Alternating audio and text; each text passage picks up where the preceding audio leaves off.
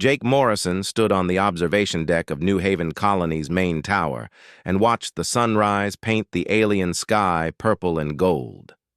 Below him, the city spread out like a metal flower blooming on the rocky surface of Kepler 438b. 100,000 people called this place home now. Farmers, miners, teachers, doctors, and engineers who had traveled 27 light years from Earth to build something new. The colony had been running for 8 years.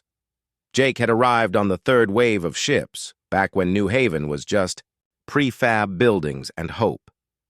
Now they had parks where children played, schools where they learned, and markets where families bought fresh vegetables grown in the hydroponic farms. They even had a small symphony orchestra that played concerts in the Central Plaza every month. Jake's comm unit buzzed. "Administrator Morrison, we're getting a transmission from outside the system," said Lieutenant Amy Brooks from the communications center. "It's not human."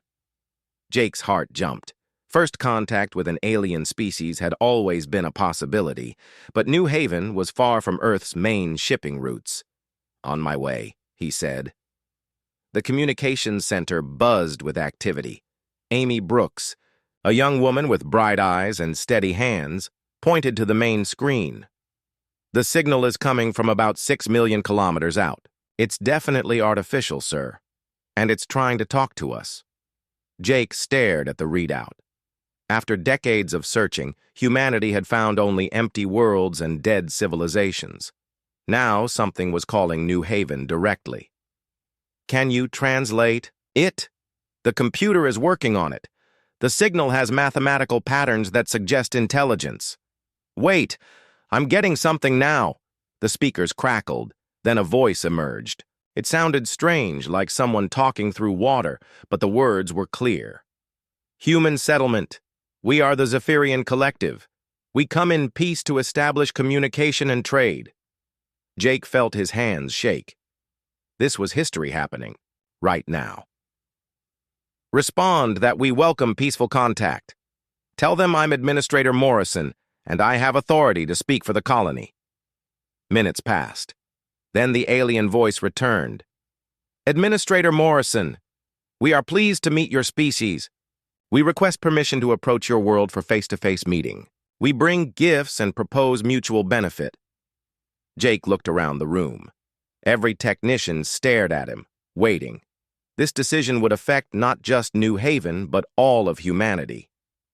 "Grant permission. We'll prepare a landing area and arrange a proper welcome." The next 3 days flew by in a blur of preparation. Jake organized teams to clean up the Central Plaza and set up viewing areas for the civilians. Dr. Helen Murphy, the colony's chief scientist, prepared translation equipment and recording devices. Security Chief Pete Rodriguez increased patrols, but kept weapons hidden. This was supposed to be a peaceful meeting. Frank Martinez, a 70-year-old retired veteran who ran the colony's small museum, worked with other volunteers to prepare a display of human culture. They gathered art, music, and books to show their visitors. "Never thought I'd live to see this day," Frank told Jake. "First contact. My grandkids back on Earth won't believe it." Amy Brooks spent hours monitoring space for the alien ships. On the third day, she called Jake to the communications center with excitement in her voice. "Sir, you need to see this. They're coming." Jake looked at the sensor display and felt his breath catch. 12 ships moved toward New Haven, each one the size of a city block. They looked like silver teardrops covered in blue lights, beautiful and obviously advanced far beyond human technology. "My God," whispered Dr. Murphy. "Look at those energy readings. Their power sources are incredible." The largest ship sent another message. "Administrator Morrison, we are High Commander Vextar of the Zephyrian Collective. We will land in your Central Plaza in 1 hour. Please gather your people for this historic meeting." Jake activated the colony-wide announcement system. "Attention all residents, our alien visitors will arrive in 1 hour at the Central Plaza. This is a peaceful first contact situation. Please gather to witness this historic moment, but remain calm and follow security instructions." Families poured into the plaza. Tony Garcia, a maintenance engineer, brought his two young sons. The Henderson family came with their newborn baby. Old Mrs. Clark hobbled out with her walking stick, determined not to miss the event. Children ran around in excitement while their parents tried to keep them calm. Jake stood on the platform that had been set up for speeches and looked out at his people. Teachers stood next to miners. Engineers chatted with farmers. 100,000 people from dozens of countries on Earth, all united in this moment of wonder. "Today we make history," he said into his microphone. "Today humanity joins the galactic community." The alien ships descended slowly, their blue lights casting strange shadows across the plaza. The largest ship landed gracefully in the center, its hull reflecting the faces of the amazed crowd. Smaller ships took positions around the plaza's edges. A ramp extended from the main ship. Jake straightened his best suit and walked forward with Dr. Murphy and Security Chief Rodriguez. Behind them, 100,000 people held their breath. The being that emerged was tall and thin, with pale blue skin and large dark eyes. It wore flowing robes that seemed to shimmer in the alien light. Behind it came a dozen similar beings, all moving with fluid grace. "I am High Commander Vextar," the alien said, its voice carrying clearly across the plaza. "We greet you, humans, of New Haven." Jake stepped forward. "Welcome to our world, High Commander. I'm Administrator Morrison. On behalf of all humanity, we're honored to meet you." Vextar's large eyes studied the crowd. "So many of you, all gathered in one place. How convenient." Something in the alien's tone made Jake uneasy, but he pushed the feeling aside. "We wanted our whole community to witness this historic moment. Would you like to see our colony? We can show you our farms, our schools, our cultural center." "That will not be necessary," Vextar said. The alien touched a device on its wrist and spoke in its own language. Above them, the Zephyrian ships began to glow brighter. Jake looked up, confused. "Is something wrong?" Vextar looked directly at him with those dark eyes. "You humans spread too quickly. You reproduce too fast. You will become a threat to civilized species. This cannot be allowed." The weapon systems on the alien ships powered up with a high whining sound. In the crowd, people began to scream and run. But there was nowhere to go. The plaza was surrounded. Jake grabbed his comm unit. "All security teams, this is an emergency. Get people to the shelters." Vextar's voice boomed across the plaza through speakers on the ships. "Citizens of New Haven, you have been judged a threat to galactic peace. Your expansion must end here. You will be remembered as a lesson to other species about the dangers of unchecked growth." The first energy beam lanced down from the sky. It struck the eastern residential district and vaporized 6 city blocks in an instant. The ground shook and a wave of heat washed over the plaza. Families ran in panic. Children cried for their parents. Security Chief Rodriguez tried to coordinate evacuations while buildings exploded around them. Dr. Murphy grabbed recording equipment. Desperate to document what was happening, Jake stared at Vextar in horror. "Why?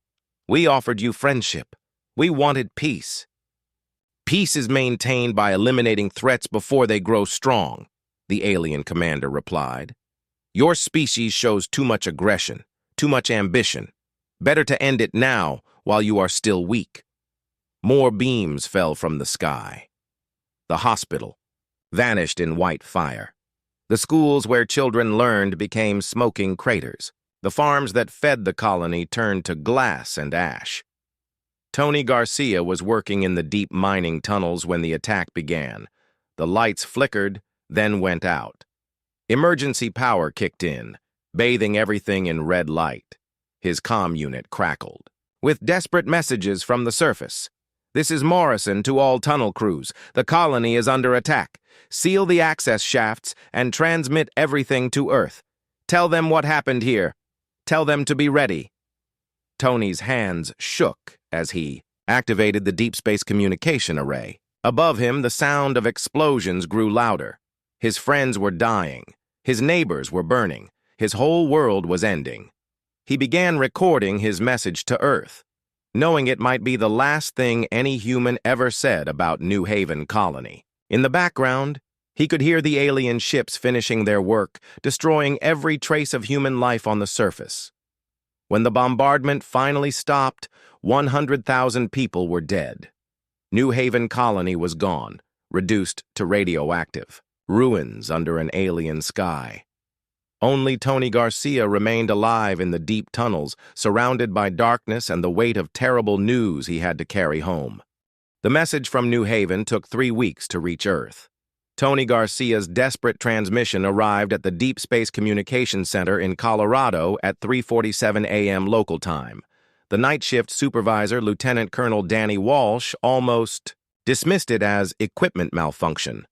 The data was too horrific to believe, but the recordings were real. Frame by frame, they showed the systematic destruction of humanity's most distant colony.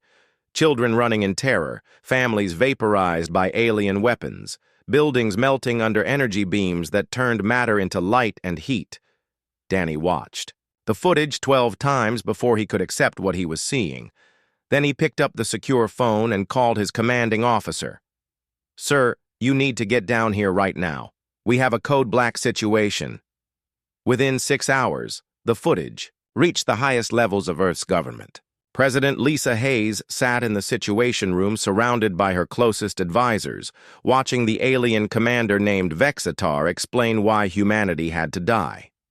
"Your species shows too much aggression, too much ambition," the alien said on the recording. "Better to end it now while you are still weak." The room fell silent when the footage ended. Admiral Chris Bennett, head of the Human Space Navy, was the first to speak. "Ma'am, this was genocide. They murdered civilians, children, people who never hurt anyone." General Pete Rodriguez leaned forward in his chair. "The attack was planned. Look at how their ships positioned themselves. They surrounded the plaza to prevent escape. This wasn't self-defense or a misunderstanding. This was extermination." Intelligence Director Kate Williams pulled up tactical analyses on her tablet. "We've identified the alien ships. They're using energy-based weapons and advanced shielding technology, but they're not invincible. Our sensors picked up structural weaknesses during the attack." Dr. Helen Murphy, Earth's leading expert on alien technology, studied the technical readouts from Tony Garcia's equipment. "The Zephyrians rely heavily on energy shields and long-range weapons, but their ships appear to be built for overwhelming technological superiority, not prolonged combat. They expect their enemies to surrender quickly." President Hayes looked around the room at the faces of her advisors. These were people who had spent careers serving their country and protecting human interests. Now they were being asked to consider something much larger. "What are our options?" Admiral Bennett stood up and activated the main display. "Ma'am, we have 37 active warships in the Human Space Navy. Destroyers, cruisers, and 1 carrier. They're not as advanced as alien technology, but they're tough and reliable. More importantly, they're crewed by people who understand what we're fighting for." "What about ground forces?" the president asked. General Rodriguez pulled up deployment charts. "The Colonial Marine Corps has 12,000 active personnel trained for space operations. We also have Special Forces units experienced in hostile environment combat. Our people are tough, ma'am. They know how to fight against superior technology." Kate Williams added her analysis. "Intelligence suggests the Zephyrians have never faced organized resistance.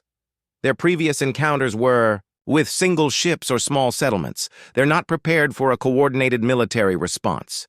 Dr. Murphy highlighted sections of the technical data. "Their energy shields are powerful but specialized. They're designed to stop energy weapons and small projectiles. Our kinetic weapons might be more effective than they expect."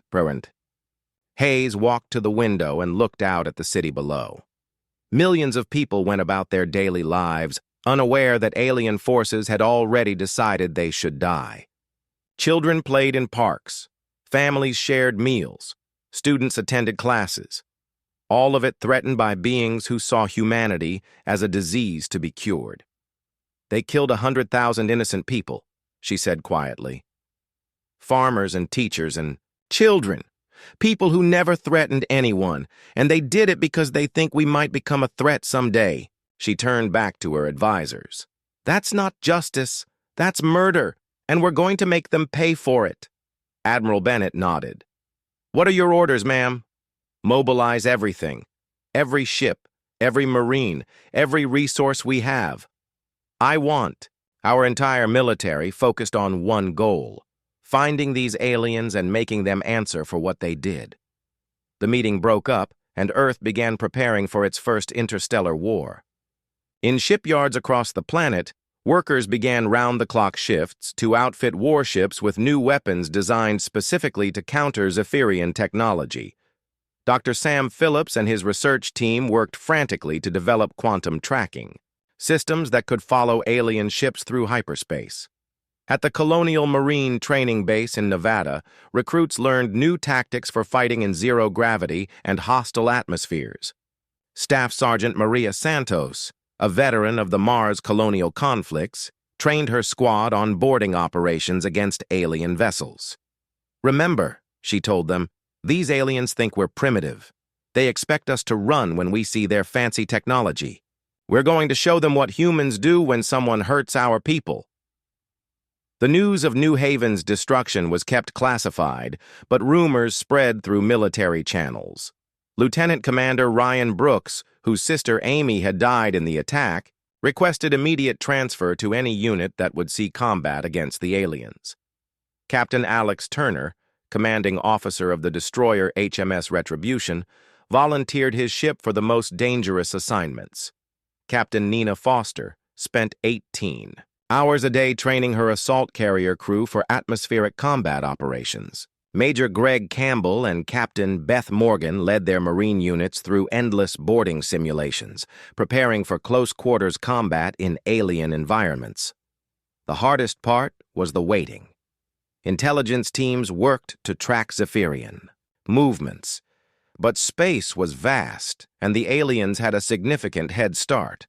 Months passed with no contact, no sightings, no opportunities for revenge.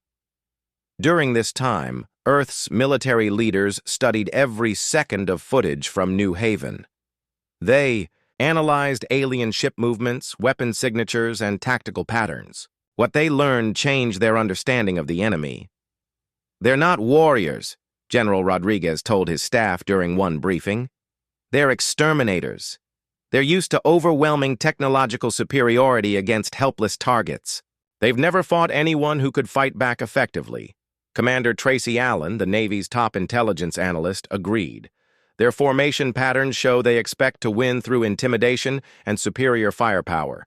They don't anticipate prolonged engagements or tactical adaptation from their enemies. This understanding shaped human strategy.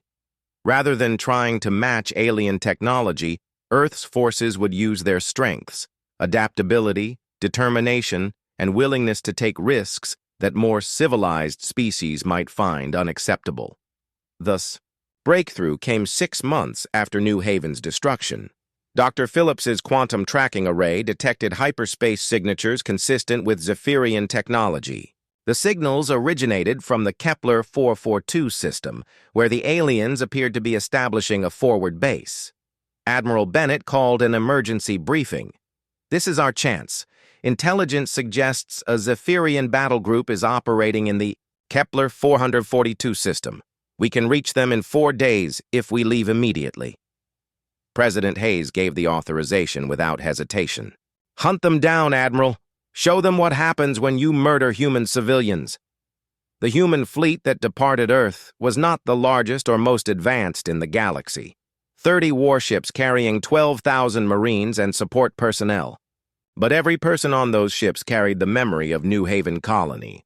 They remembered children playing in parks, families sharing meals, and teachers preparing lessons for the next day.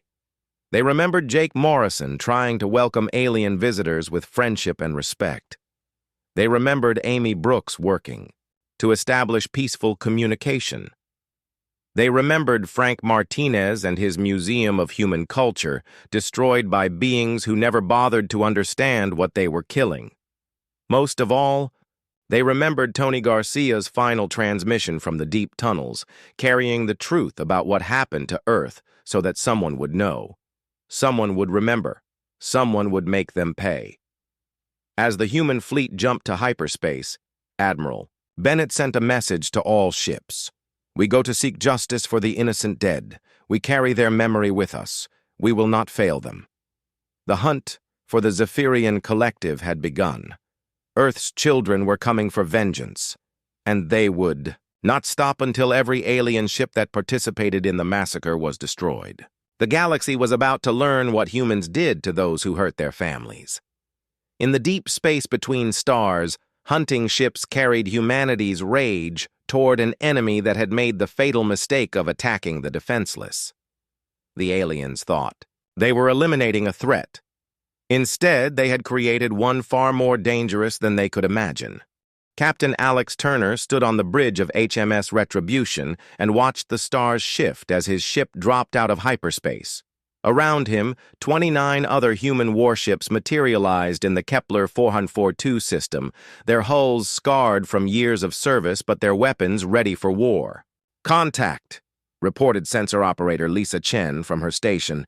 "Multiple alien signatures at coordinates 77 Mark IV. Configuration matches New Haven attack patterns."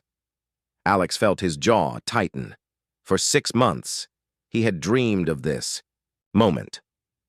"How many ships?" 12 vessels, sir. Same class as the ones that destroyed the colony. They're orbiting the 4th planet. Admiral Bennett's voice crackled over the fleet communication channel. "All ships, this is Admiral Bennett. We have confirmed Zephyrian vessels in system. This is not a rescue mission or a diplomatic contact. These are the murderers of New Haven Colony. Execute Battle Plan Alpha." Alex activated his ship's general quarters alarm. Throughout HMS Retribution, crew members ran to battle stations. In the engine room, Chief Engineer Bob Williams pushed the reactor to maximum power. In the weapons bay, Gunnery Sergeant Kevin Murphy loaded kinetic penetrators designed specifically to punch through alien shields. "Sir," called Communications Officer Janet Rodriguez, "we're receiving a transmission from the alien fleet. They're demanding we identify ourselves and state our intentions." "Put them on speaker," Alex ordered. The same artificial voice that had spoken at New Haven filled the bridge. "Unknown human vessels. You are trespassing in Zephyrian space. Withdraw immediately or face destruction." Alex picked up his microphone. "This is Captain Turner of the Human Space Navy. We're here for the ships that attacked New Haven Colony. Surrender now and you'll be treated according to military law. Resist and we'll destroy you." Silence stretched across space for long seconds. Then the alien voice returned, filled with what sounded like amusement. "Humans, you survived the lesson. At your colony. How unfortunate. We will correct this oversight." "All ships," Admiral Bennett transmitted. "Weapons free. Show them what we learned from their lesson." The Zephyrian fleet moved into attack formation, their ships glowing with the same blue energy that had vaporized New Haven. Their weapons charged, with the high whining sound that had terrorized 100,000 civilians. But the humans did not run. Instead, they split into 3 groups and accelerated toward the alien formation.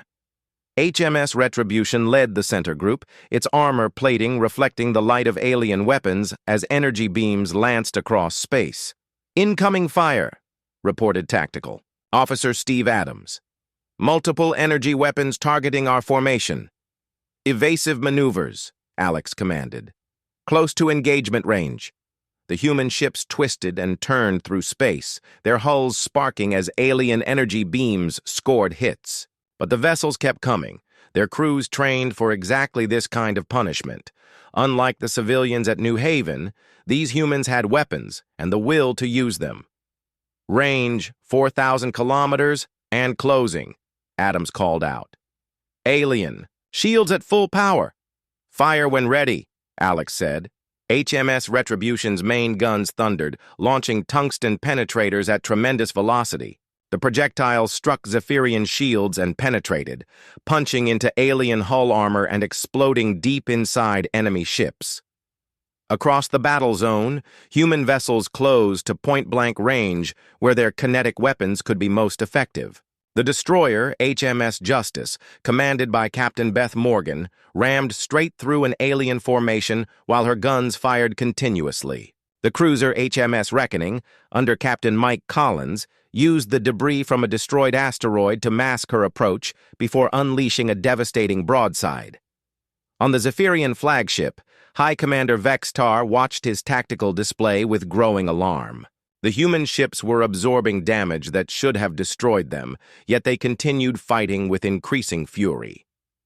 "How are they still operational?" he demanded of his tactical officer. "Their ships are primitive but extremely durable, Commander. They appear to be built for sustained combat rather than technological superiority." Vextar studied the human attack patterns. These beings fought like madmen, accepting casualties that would make any civilized species retreat. "Increase power to forward weapons. Destroy their flagship." 3 Zephyrian cruisers concentrated their fire on HMS Retribution. Energy beams hammered the human ship's armor, melting through layers of steel and ceramic. Explosions rocked the vessel as secondary systems overloaded. "Hull breach on decks 4 and 7, reported Damage Control Officer Nancy White. "We've lost main sensor array and port thrusters." Alex gripped his command chair as another salvo struck home. "Engineering, I need more power to the guns." "You've got it, sir," Chief Williams replied from the engine room. "But I can't promise how long the reactor will hold together." "Long enough," Alex said. He opened a channel to his gun crews. "All weapons, concentrated fire on the lead alien ship. Make them pay for New Haven." HMS Retribution's remaining guns fired in sequence, hurling massive projectiles at the nearest Zephyrian vessel. The alien ship's shields flickered and failed under the sustained bombardment. Kinetic penetrators tore through its hull, triggering secondary explosions that split the vessel in half. Lieutenant Commander Ryan Brooks, serving as tactical coordinator, watched the alien ship die and thought of his sister Amy. She had been working in the communications center when the aliens opened fire. Now one of her killers was burning in space. The battle raged for 3 hours. Human ships fought with desperate courage, ramming damaged alien vessels and boarding disabled ships to finish them with small arms fire. The destroyer HMS Vengeance, crippled by enemy fire, used her remaining thrusters to crash into a Zephyrian cruiser, destroying both ships in a brilliant explosion. Major Karen Lewis led Marine boarding parties onto 2 alien vessels, fighting, room by room through corridors designed for beings very different from humans. Her troops used grenades and assault rifles against enemies equipped with energy weapons and personal shields. "These aliens are tough," she reported to Admiral Bennett, "but they panic when we get close. They're not used to hand-to-hand combat." Staff, Sergeant Maria Santos, leading her squad through an alien engineering section, found evidence that chilled her blood. Computer records showed detailed plans for attacking other human colonies. The Zephyrians intended to systematically exterminate every human settlement beyond Earth. "Admiral," she transmitted, "you need to see this. These aliens have target lists. They're planning to kill everyone." The revelation spread through the human fleet, fueling their determination. These were not just the murderers of New Haven. They were planning genocide on a massive scale. When the battle ended, 8 Zephyrian ships were destroyed and 4 captured. The human fleet had lost 6 vessels and over 2,000 crew members, but they had achieved something unprecedented. They had defeated a technologically superior alien force through superior tactics and unbreakable will. Admiral Bennett surveyed the wreckage floating in space around Kepler 442. Alien ships burned alongside human vessels, but the survivors were entirely human. "All ships, recover our wounded and salvage what intelligence we can from enemy vessels." Captain Alex Turner limped HMS Retribution to the fleet rendezvous point, his ship held together by emergency patches and determination. In the medical bay, Dr. Patricia Coleman worked frantically to save crew members injured in the fighting. How many did we lose? Alex asked. 43 dead, 78 wounded, she replied, without looking up from her patient. But they died fighting back, sir. They died making the aliens pay. Commander Tracy Allen, the fleet intelligence officer, analyzed data recovered from captured Zephyrian vessels. What she found confirmed their worst fears. Admiral, the aliens have detailed files on every human colony and outpost. They know our population centers, our defenses, our trade routes. This attack on New Haven was just the beginning. Admiral Bennett studied the intelligence reports in his ready room. The Zephyrian Collective had been watching humanity for years, cataloging their expansion and preparing for systematic extermination. They saw human growth as a cancer that needed to be cut out before it spread. Sir, Commander Allen continued, there's something else. The aliens have been in contact with other species about the human problem. They're trying to build a coalition to contain us. Bennett looked out at the stars, where human blood had been spilled in the first battle of an interstellar war. His people had proven they could fight and win against superior technology. But the enemy was vast, and they had advantages beyond. Advanced weapons. Prepare a message for Earth, he ordered. Tell them we've engaged the enemy and achieved victory. But this is just the start. The aliens want to destroy every human outside our solar system. We're going to stop them. The human fleet regrouped and began the hunt for the next Zephyrian force. In the medical bays, wounded sailors recovered while swearing vengeance for their dead comrades. In the weapon bays, technicians loaded fresh ammunition and sharpened their aim. In the engine rooms, engineers pushed systems beyond their design limits to carry human rage across the stars. The galaxy was about to learn that humanity's greatest weapon was not technology or numbers. It was the simple fact that when someone hurt their people, humans would cross any distance and face any odds to... 3 months after the Battle of Kepler 442, the human fleet had grown from 30 ships to over 60. Earth's shipyards worked around the clock, while colonies throughout human space contributed vessels and volunteers to the war effort. The hunt for Zephyrian forces had become humanity's single focus. Major Karen Lewis floated in zero gravity outside the hull of a disabled Zephyrian battleship, her combat suit's lights cutting through the darkness of space. Behind her, 20 Marines from the Colonial Strike Force prepared for another boarding operation. These had become routine as human forces tracked down alien ships throughout the galaxy. "Remember the drill," she told her team over the comm system. "Aliens have energy weapons, but they're designed for long-range combat. Get close and they panic. Standard room-clearing techniques work fine against these cowards. Sergeant first." Class. Tony Garcia cut through the alien hull with a plasma torch. He had requested transfer to the Marines after being rescued from New Haven's tunnels. Every boarding operation was personal for him. Every alien ship they captured was justice. For his dead neighbors. "Hull breach complete," he reported. "Atmosphere is thin but breathable. Gravity is about half Earth normal." The Marines flowed through the breach like water, spreading out through corridors designed for beings much taller than humans. Emergency lighting cast strange shadows on the walls, and the air smelled of ozone and fear. Lieutenant Brad Johnson led the advance team toward the ship's command center. His squad moved carefully, checking each room for alien crew members. Most of the Zephyrians they encountered surrendered immediately when faced with humans in combat armor carrying assault rifles. "They're scared of us," Johnson reported to Major Lewis. "Word must be spreading through their fleet about what happens when they fight humans up close." The fear was justified. In 6 boarding operations, human Marines had captured 4 ships and destroyed 2 others from the inside. The aliens' energy weapons were devastating at long range, but their personal shields couldn't stop a human soldier with a combat knife from getting close enough to kill. Colonel Jack Miller, commanding the 3rd Marine Battalion, had developed new tactics specifically for fighting Zephyrians. "Their technology makes them overconfident," he explained to his officers.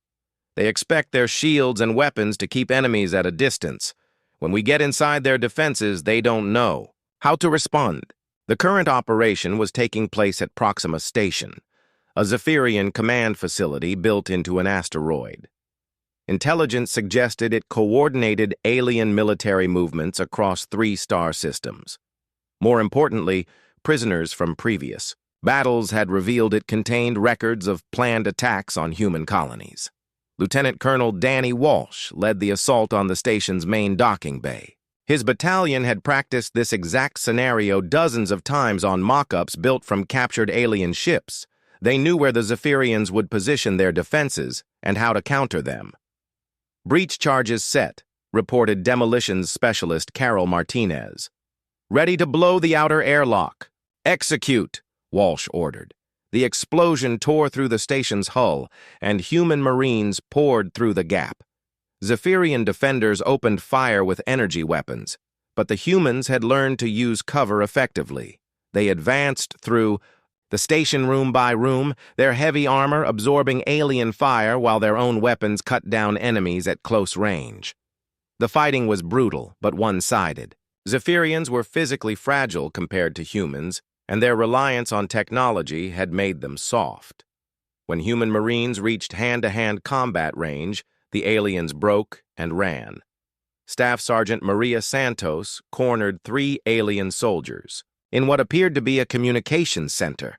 They cowered behind their equipment, firing energy bolts that sparked harmlessly off her armor. "Surrender," she called out in the broken Zephyrian she had learned from prisoners. "Drop weapons." Live. The aliens looked at each other with their large, dark eyes, then slowly set down their energy rifles. One of them spoke in heavily accented English. "Please, we surrender. Do not kill us like you killed Commander Zekvar." Santos remembered Zekvar. He had commanded the ship that led the bombardment of New Haven's residential district. She had personally thrown him out an airlock after finding video records of him laughing while human children burned. "You'll live if you cooperate," she told the aliens. "Tell us about planned attacks on human colonies." The Zephyrian who spoke English looked terrified. "We have orders to withdraw from human space. High Command fears your species. You fight like demons." Deep in the station's command center, Commander Tracy Allen downloaded intelligence files from alien computers. What she found confirmed their worst fears and gave new hope at the same time. The bad news was that the Zephyrian Collective had detailed plans for attacking 27 human colonies. They intended to systematically destroy every human settlement until the species was confined to Earth. The good news was that those plans were being abandoned. Alien communications showed growing panic among Zephyrian military leadership. Human tactics were so different from anything they had encountered that their strategic planning was useless. "Admiral Bennett needs to see this," Allen told her team. "The aliens are starting to crack." She transmitted her findings to the human fleet orbiting nearby. Admiral Bennett read the reports in his ready room aboard the carrier HMS Vengeance, while explosions from the station assault echoed through space. The intelligence files revealed that Zephyrian society was built around technological superiority and the assumption that inferior species would surrender when faced with advanced weapons. Humans had shattered that assumption by continuing to fight even when taking heavy casualties. More disturbing was evidence that the Zephyrians had destroyed dozens of other species using the same tactics they had tried at New Haven.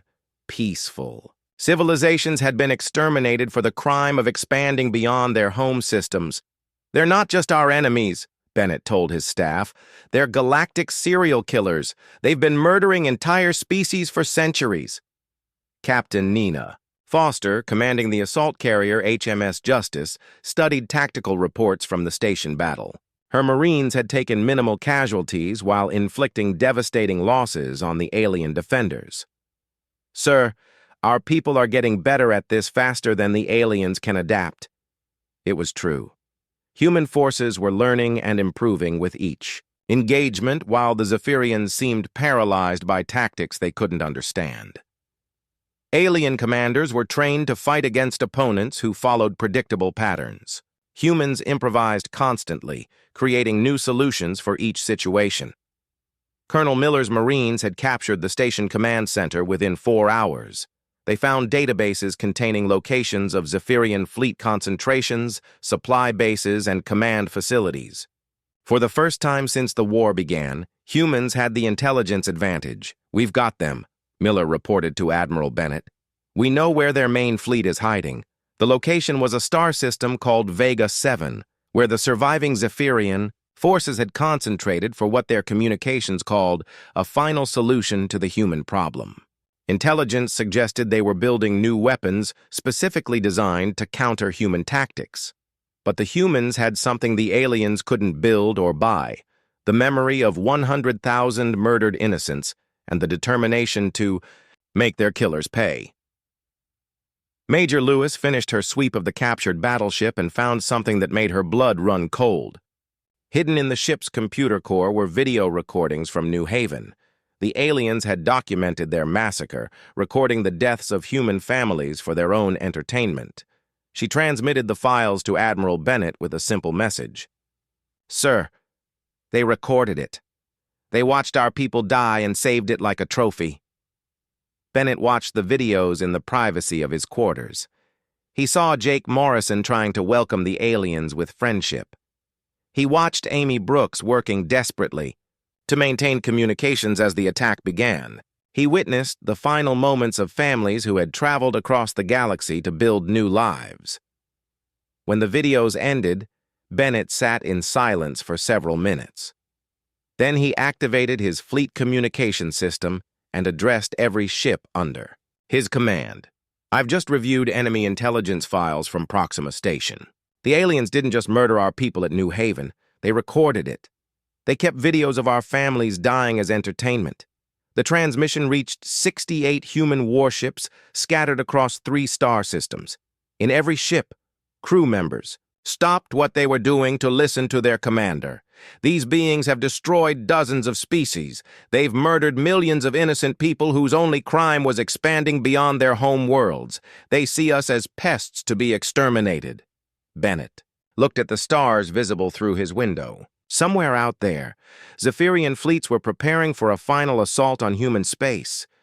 But they had made one fatal mistake. They had given humanity a reason to unite and fight. "We're going to find their main fleet and destroy it. Not just for New Haven, but for every species they've murdered. Not just for revenge, but to make sure this never happens again. We're going to show the galaxy what happens when you hurt innocent people." Across the human fleet, crew members returned to their duties with renewed purpose. In engine rooms, technicians pushed reactors beyond safe limits. In weapon bays, gunners cleaned. The human fleet arrived at Zephyria Prime with the fury of an entire species behind them. 112 warships dropped out of hyperspace around the alien homeworld, their weapons charged and their crews ready for the final battle of humanity's first interstellar war. Admiral Bennett stood on the bridge of HMS Vengeance and studied the massive alien fleet protecting their planet. Over 300 Zephyrian ships formed defensive formations around their world, their hulls gleaming silver against the light of their star. It was the largest concentration of alien military power ever assembled. "My God," whispered Captain Alex Turner from his position aboard HMS Retribution. "They're really going to make a fight of it." The alien planet itself was protected by orbital defense platforms that bristled with energy weapons. Massive shield generators created a glowing barrier around the world. The Zephyrians had concentrated everything they had for this final stand. "Hi." Commander Vextar transmitted from his flagship, his voice carrying the same arrogance that had marked the destruction of New Haven. "Human vessels, you have traveled far from your primitive world to die. Withdraw now, and we may allow your species to exist in containment." Admiral Bennett activated his response channel. "This is Admiral Bennett of the Human Space Navy. You murdered 100,000 innocent civilians at New Haven Colony. You have declared war on our entire species. Today, you answer for those crimes." "Crimes?" Vextar's voice carried what sounded like amusement. We pruned a diseased branch before it could spread infection. Your species is too aggressive, too unpredictable to be allowed freedom among civilized worlds. Our people were farmers and teachers, Bennett replied. Children and elderly citizens. If defending them makes us aggressive, then we'll show you just how aggressive humans can be. The human fleet split into attack formations that had been practiced for months. Captain Nina Foster led the first wave in HMS Justice, her assault carrier loaded with marine dropships and atmospheric fighters. Behind her came the heavy cruisers commanded by officers like Captain Beth Morgan and Major Greg Campbell. All ships, Bennett transmitted, weapons free, for New Haven. The battle for Zephyria Prime began with a thunder of weapons that lit up space like a new star. Human kinetic weapons hammered against alien energy shields, while Zephyrian beam arrays lanced across the darkness seeking human targets. But this time, the humans had overwhelming numbers and tactical superiority. They had learned from every previous engagement, adapting their strategies to counter alien advantages. The Zephyrians fought with the same tactics that had served them for centuries, never learning that humanity was unlike any enemy they had faced. Lieutenant Commander Ryan Brooks, now commanding his own destroyer HMS Retribution after Captain Turner's promotion, led a squadron through the alien formations like a knife through flesh. His ship's armor was scarred from a dozen battles, but her weapons were true, and her crew was hungry for vengeance. "Target the lead battleship," he ordered his gunner. "The one with the command markings." "With pleasure, sir," replied Gunnery Sergeant Kevin Murphy. "This is for Amy and all the others." HMS Retribution's main guns fired in sequence, launching tungsten penetrators at tremendous velocity. The projectiles punched through the alien ship's shields and tore into its hull, triggering explosions that split the vessel apart. Across the battle zone, human ships pressed their attacks with the relentless fury that had become their trademark. They absorbed damage that would cripple other fleets and kept fighting. They rammed damaged alien vessels and boarded disabled ships to finish them at close range. Major Karen Lewis led Marine assault teams onto the alien defense platforms, fighting through corridors filled with desperate defenders. Her troops used grenades and assault rifles against energy weapons and personal shields, winning through superior training and unbreakable determination. "Platform 7 is secured," she reported to Admiral Bennett. "Defensive guns are offline." Staff Sergeant Maria Santos breached the shield generator complex with her demolition team, planting charges that would drop the planetary barrier. As she worked, alien soldiers fired at her from cover, their energy bolts sparking off her armor. "You cannot stop us," one of them called out in broken English. "We are the future. You are the past." Santos finished arming her charges and looked at the alien. "The future doesn't murder children, you monster. The past is what you're about to become." The explosions that followed dropped Zephyria Prime's shields, leaving the planet open to assault. Human dropships launched from their carriers, carrying Marines trained for urban combat and orbital assault. Colonel Jack Miller led the first wave toward the planet's capital city, where intelligence indicated High Commander Vexitar had established his final command post. The city was defended by energy barriers and automated weapons, but human forces had learned to overcome such obstacles through superior tactics and absolute determination. "Remember," Miller told his troops as their ships descended through atmosphere, "these aliens recorded our people dying for entertainment. They kept videos of families burning. Show them what humans do to monsters." The assault on the Zephyrian capital was swift and brutal. Human Marines fought through streets designed for beings twice their height, using their smaller size and greater agility to outmaneuver alien defenders. They cleared buildings room by room, showing no mercy to soldiers who had participated in genocide. Lieutenant Colonel Danny Walsh's battalion surrounded the government complex where Vextar had made his last stand. The building was protected by energy shields and automated defense turrets, but human engineers had developed countermeasures for all of them. "Breach charges ready," reported demolitions specialist Carol Martinez. "One blast and we're through. Their defenses. Do it," Walsh ordered. The explosion tore through the alien shields like paper. Human Marines poured through the gap, their weapons blazing as they fought toward the command center. Zephyrian guards fell back in panic, abandoning positions they had sworn to defend. In the deepest part of the complex, High Commander Vextar waited with his personal guard. The alien leader had watched his fleet destroyed, his world invaded, and his people defeated by beings he had dismissed as primitive savages. "How is this possible?" he asked his tactical officer. "We have superior technology. We have advanced weapons. How are these humans winning?" "They fight differently, Commander. They accept casualties that would break any civilized force. They improvise constantly. Our strategic planning cannot account for their behavior." The sounds of human weapons grew closer as Marines fought through the building's defenders. Energy bolts and kinetic rounds echoed through corridors that had never known warfare.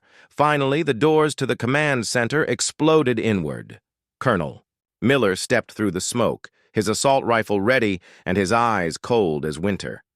Behind him came Tony Garcia, now a sergeant, carrying the same determination that had kept him alive in New Haven's tunnels. "High Commander Vexatar," Miller said, "you're under arrest for genocide and crimes against humanity." The alien leader looked at the humans with his large, dark eyes. Even now, he seemed unable to understand how his superior technology had failed. "You cannot judge us. We are a civilized species. You are barbarians." "Civilized species don't murder children," Garcia replied. "Civilized species don't record families dying for entertainment."